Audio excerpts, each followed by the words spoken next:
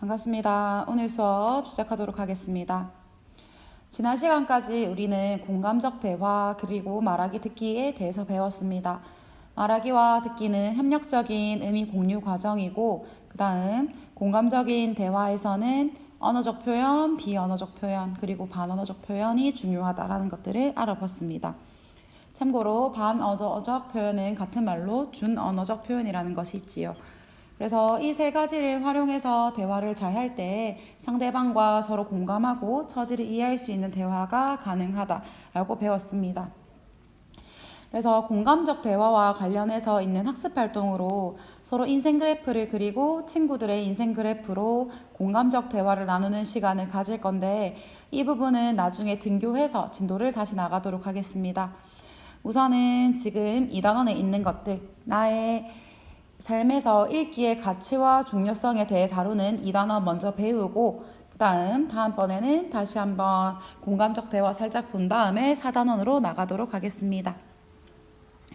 교과서 72쪽에 보면 읽기의 가치와 중요성이라고 적혀 있습니다.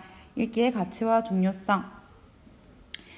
이번 단원에서 배워야 될 것은 바로 읽기가 어떠한 가치가 있는지 그리고 우리 삶에서 어떠한 중요성이 있는지 따라서 읽기를 어떻게 앞으로 삶 속에서 생활할지에 대해서 배울 겁니다. 이러한 읽기의 가치와 중요성과 관련하여 나중에 수행평가를 친다고 했었죠.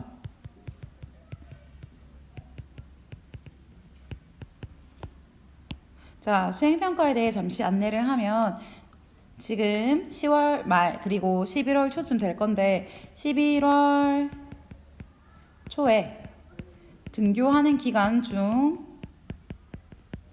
발표할 예정입니다.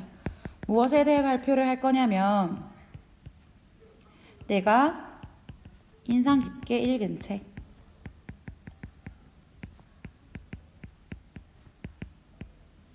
내가 인상 깊게 읽은 책에 대해서 그 책의 내용, 그 다음 그 책이 내 삶에 준 영향이나 혹은 교훈, 그 다음 이러한 책의 내용, 이 책이 나에게 준 영향이나 교훈에 대해서 발표를 할 때 조금 더 효과적으로 발표할 수 있는 매체, 예를 들어서 그림이나 사진, 영상, PPT 종류는 크게 상관없습니다.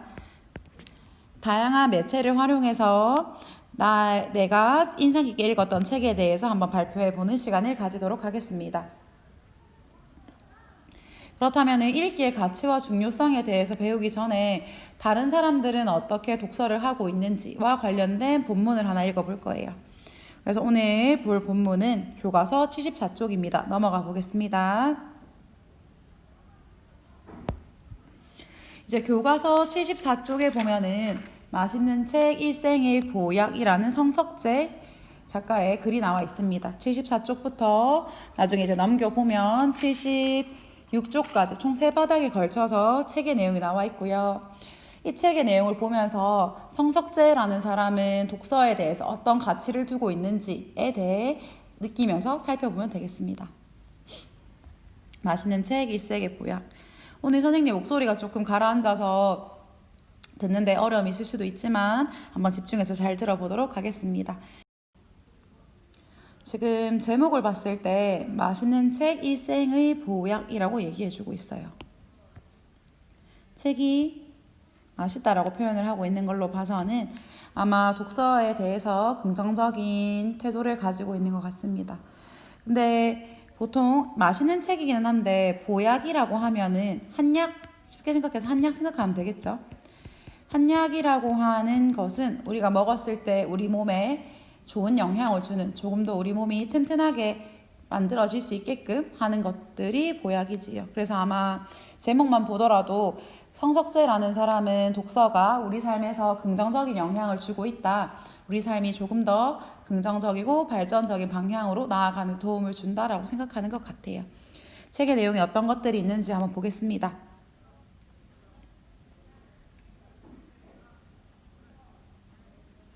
사방이 산으로 둘러싸인 곳에서 태어나 아침에 눈을 떠서 저녁에 감을 때까지 늘 산을 보아야 하는 곳에서 중학교 1학년까지를 보내고 2학년 봄 서울 관악산이 올려다 보이는 중학교에 전학을 했다라고 얘기를 했네요.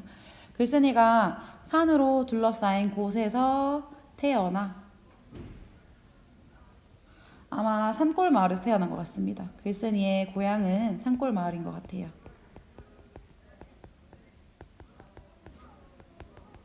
이러한 산골 마을에 살다가 글쓴이가 서울에 있는 한 중학교로 전학을 갔다고 합니다. 그때 담임 선생님은 미술 선생님이었는데 특별활동 시간으로 산악반을 맡고 있기도 했다. 이때 특별활동은 그냥 우리로 치면 비슷한 것이 동아리 활동이었을 것 같아요. 동아리 시간에 산악반을 맡고 있었던 미술 선생님, 당시의 담임 선생님.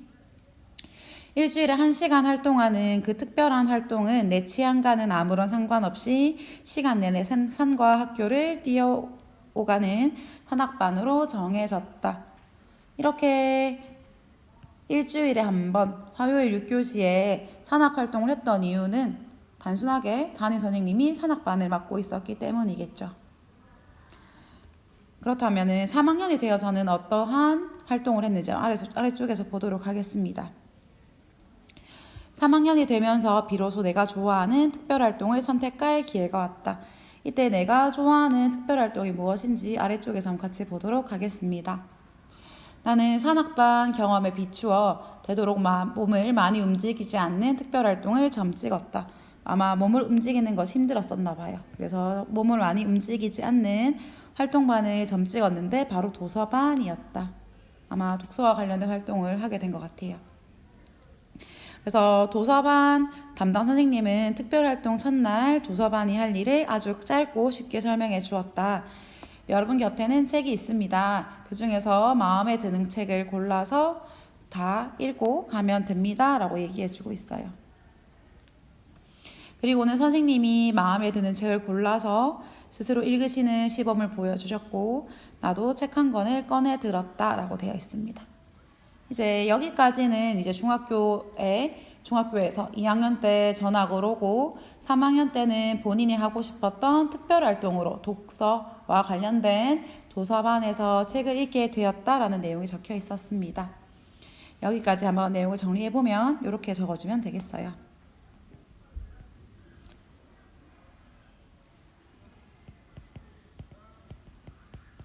중학교 3학년 때의 특별활동.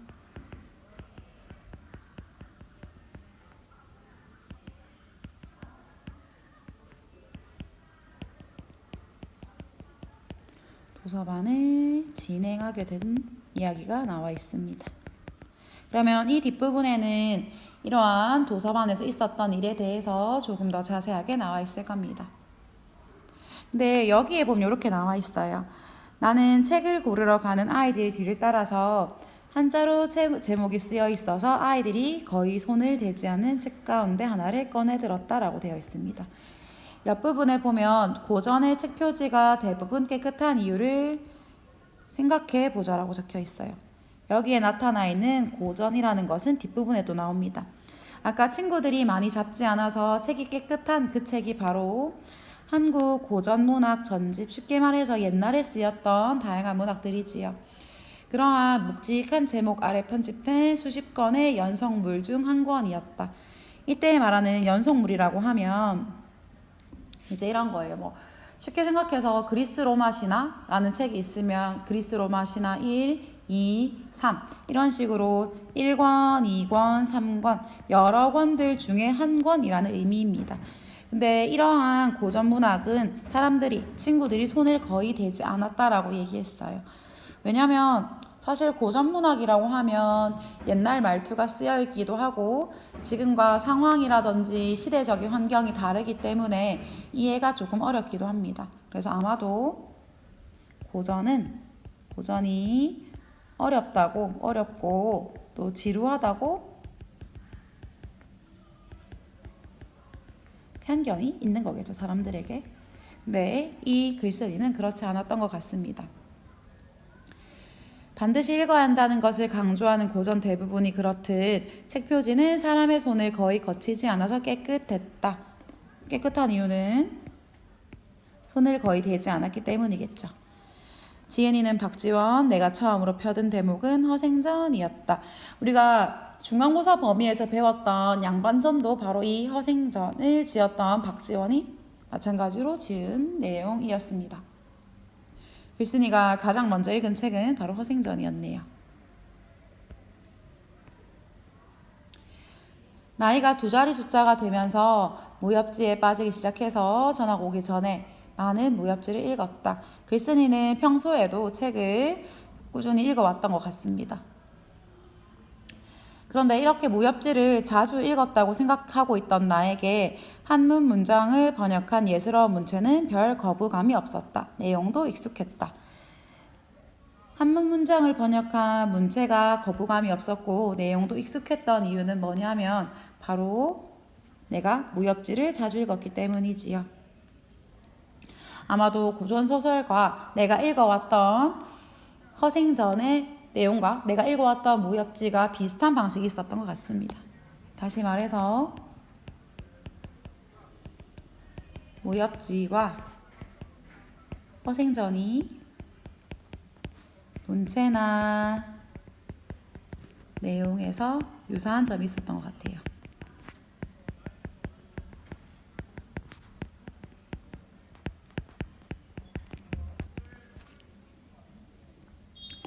이때 문체라고 하면 어떤 말인지 좀 헷갈릴 수 있을 것 같은데 그냥 문장의 모양 혹은 느낌, 말할 때 말투라고 얘기하죠. 마찬가지로 글 쓸 때 나타난 그런 말투 같은 것을 문체라고 한다고 생각하면 되겠습니다. 내용 역시 익숙했다. 허생이라는 인물이 깊고 고요한 곳에 숨어 있으면서 실력을 쌓은 뒤에 세상에 나갈 일이 생기자 멋지게 세상을 흔들어 놓고 다시 제자리로 돌아온다. 무협지에서도 흔히 볼 수 있는 방식이다. 뭔가 문제가 있을 때 막 나의 실력을 쌓은 다음에 그 실력을 가지고 세상에 나아가서 내가 성공하는 그러한 방식이 허생전에도 있었고 무협지에서도 있었다라고 되어 있어요. 허생전 다음에는 호질 양반전도 있었다. 박지원의 저작 가운데 많은 부분이 책에 있었을 거다. 쉽게 말해서 작품이라고 생각하면 됩니다. 박지원이 썼던 다양한 작품, 소설 중에 상당 부분이 책에 들어있었을 거다. 근데 조금 전에는 문체나 내용 전개 방식에서 비슷한 점이 있었는데 다른 점도 있었다고 해요. 보면 이러한 허생전의 책 속의 주인공들은 내가 읽었던 무협지의 주인공과는 달라도 많이 달랐다. 어떤 점이 달랐는지 한번 아래쪽에서 봅시다. 무협지를 읽고 나면 주인공 이름 말고는 기억에 남는 게 없는데 박지원의 소설은 계속 궁금해지고 내가 주인공이라면 어떻게 했을지 생각나게 만들었대요. 차이점 첫 번째가 나오고 있습니다. 호기심이 생기는 것. 그 다음에 내가 주인공이라면 어떻게 했을지라고 이입하게 되는 것. 상대방의 입장 이입하게 되고 호기심을 유발하게 되는 차이점이 있었고 무협지 같은 경우에는 내용이 조금 얄팍하고 얇기 때문에 한두 번 읽어보면 단맛이 다 빠져버리는 크게 재미없고 교훈이 없는 무협지와는 달리 그 책의 내용은 읽을수록 새로운 맛이 우러나왔다. 뭔가 깊이가 있었던 것 같아요. 차이점 두 번째는 박지원의 소설에서 깊이가 있고 읽을수록 더욱 좋았던 것 같습니다.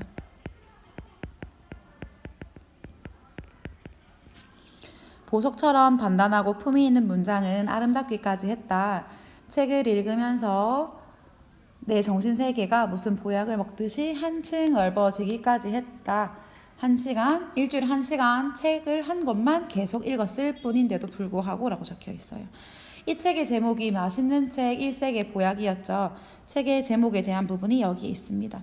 책을 읽으면서 나의 정신세계가 넓어지고 수준이 높아졌다.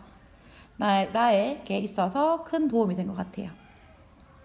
옆 부분에 보면은 글쓴이가 책을 보약이라고 표현한 이유는 무엇인가? 라고 적혀 있습니다. 바로 이 부분이겠지요. 정신세계가 한층 넓어지고 수준이 높아졌으니까 정신세계가 더욱 깊어진 것이 바로 이 사람에게 있어서는 책이었고 그렇기 때문에 책의 제목, 지금 글의 제목을 맛있는 책 일생의 보약이라고 적어 주었습니다.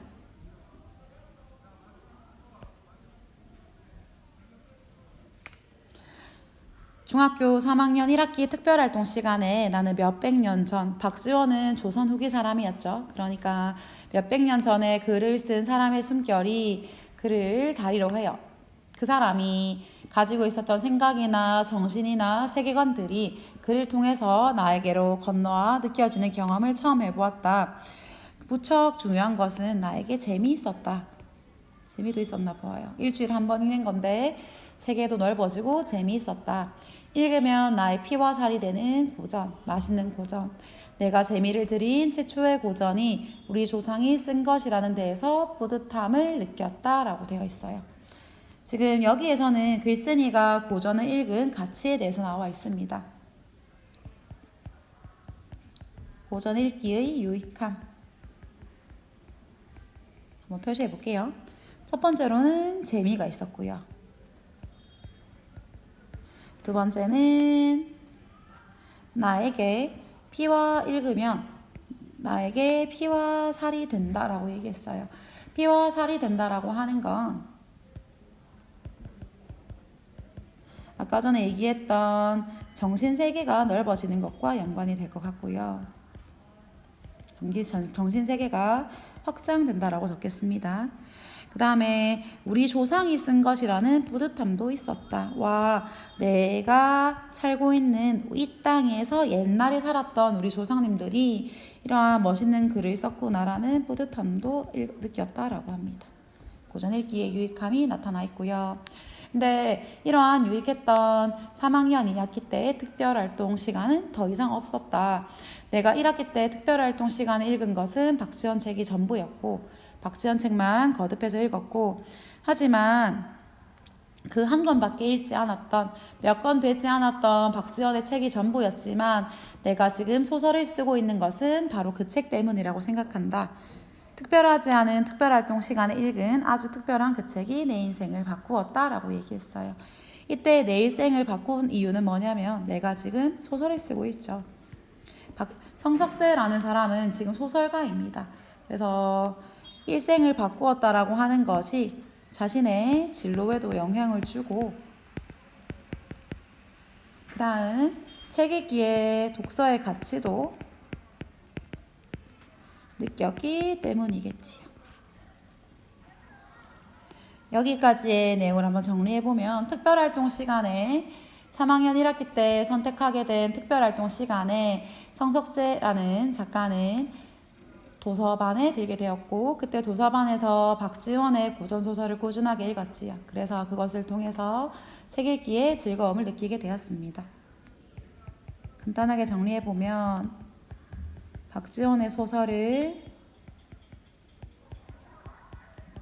읽으며 독서에 즐거움을 느낀 것입니다.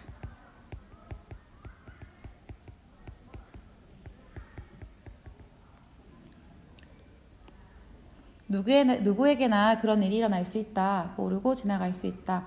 어떤 책을 계기로 인간의 지극한 아주 뛰어난 정신문화, 높고 그윽한 세계에 닿고 그러한 정신문화, 높은 세계의 일원, 구성원이 되는 것은 겪어보지 못하는 사람은 알 수 없는 행복을 안겨준다. 이 세상에 인간으로 태어나서 인간으로 살면서 인간다운 삶을 살고 가치를 추구하는 길을 책이 보여준다. 책은 지구상에서 인간이라는 인간만이 가지고 있는 인간으로 살아가는 통로이다. 그래서 사람들은 말하는지도 모른다. 책 속에 길이 있다고 라고 말하면서 다양한 책 읽기의 가치를 얘기해주고 있어요.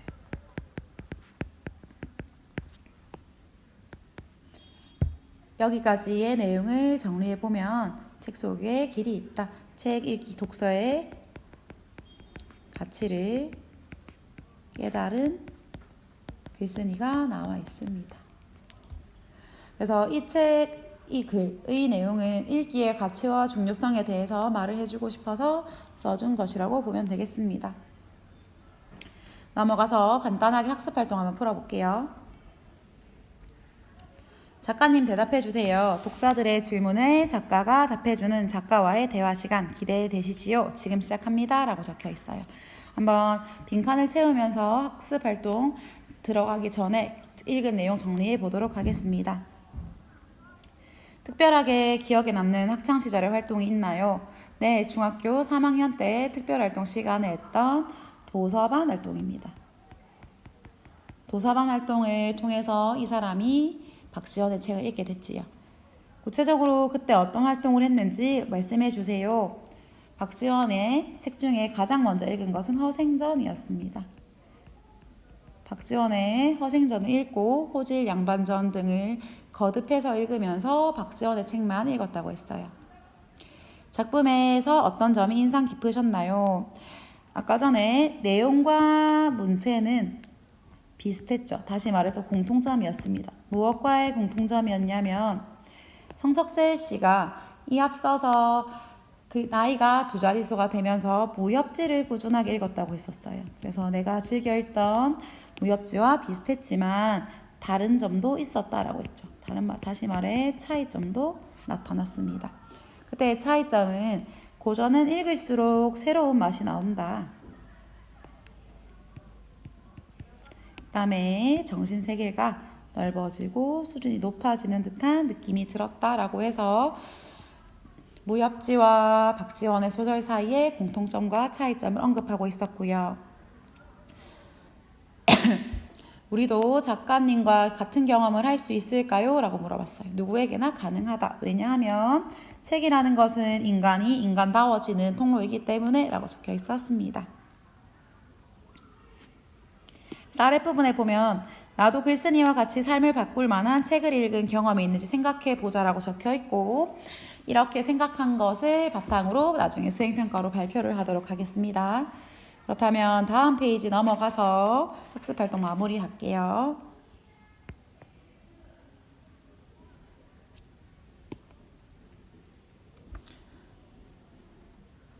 학습활동 78쪽에 보면은 글의 내용을 파악하며 물음에 답해보자 라고 적혀 있습니다. 윗부분에 글에 대해 간단하게 정리한 거 보면 맛있는 책 일생의 보약은 글쓴이가 중학교 시절 읽은 책 읽은 경험을 적은 글이다. 읽기의 가치와 중요성을 알아보고 읽기를 생활화하는 방법을 생각해보자 라고 적혀 있습니다.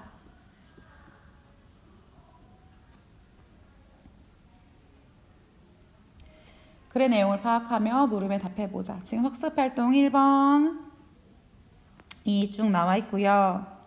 그 다음 학습활동 2번 읽기의 가치와 중요성을 생각해보자 라고 적혀 있습니다.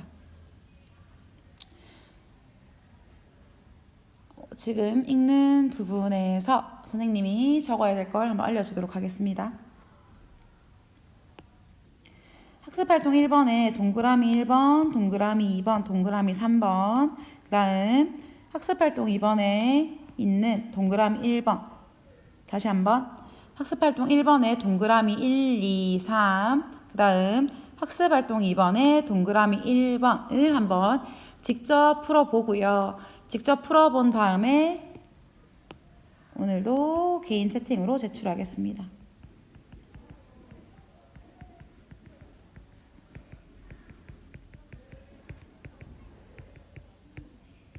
1번에 동그라미 1번, 동그라미 2번, 동그라미 3번 그 다음 2- 동그라미 1번 이렇게 4가지 개인 채팅으로 제출하면 과제 제출 처리하겠습니다.